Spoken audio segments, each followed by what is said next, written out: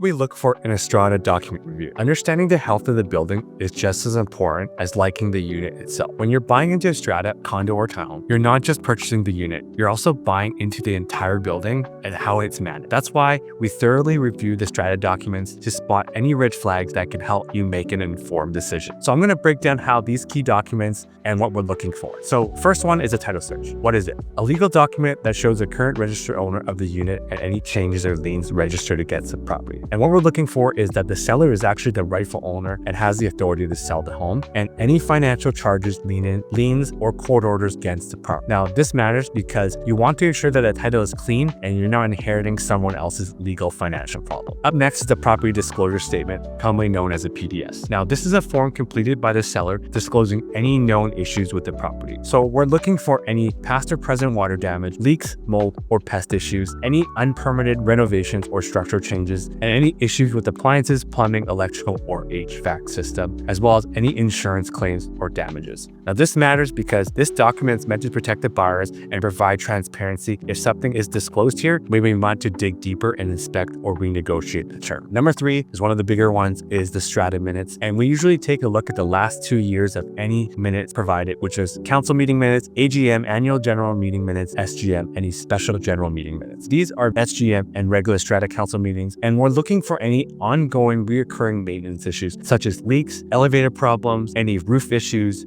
and they also discuss upcoming major repairs or capital projects, which will give us a foresight on what we may expect. Also, we look at special levies, which are one-time fees for repairs that has been issued or being considered by the Strata. And also looking at noise complaints, bylaw enforcements, and other owner disputes, giving us an overall view of how the building is. It also gives us insight into how responsive and transparent the Strata Council is at resolving issues. So this matters because the minutes reveal how the building is managed and what issues may be coming. A building with frequent unresolved issues could cost you down the road. Another big statement, we look at financial statement and the annual budget. The building's current and past financial performance along with the proposed budget for the upcoming year. So we look at this because we need to know what the Healthy Contingency Reserve Fund, commonly known as a CRF, is, so that can cover major repairs. And what are the monthly Strata fees are approximately, and why maybe they're low or high. Also, whether the building is underfunded maintenance-wise. So maybe they're deferring work. So this budget will give us an overall insight as well with the other document. And this matters because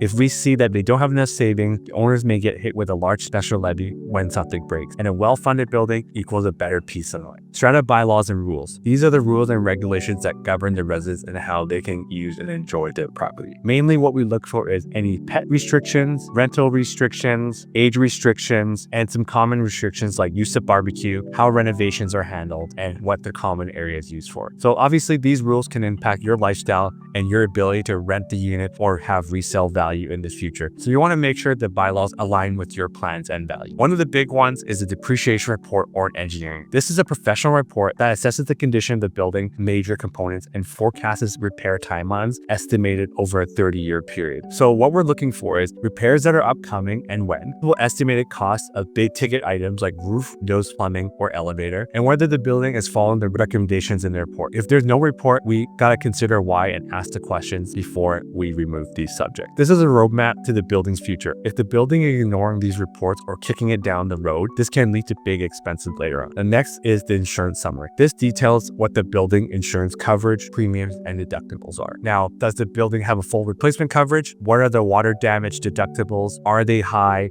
Are they low? Have there been any recent insurance claims or premium increases? Does the building struggle to get insurance or rely on something else? So this is why this insurance summary matters, because insurance costs are rising and buildings with multiple claims may face huge deductibles or limited coverage. So you may need extra personal insurance to protect yourself. So that's just a quick overview of all the Strata documents that we look at. And I go through all this with you to flag anything concerning and explain what is routine versus what might require more due diligence if needed. So thank you for watching, and I'll answer any further questions that you may have on these documents.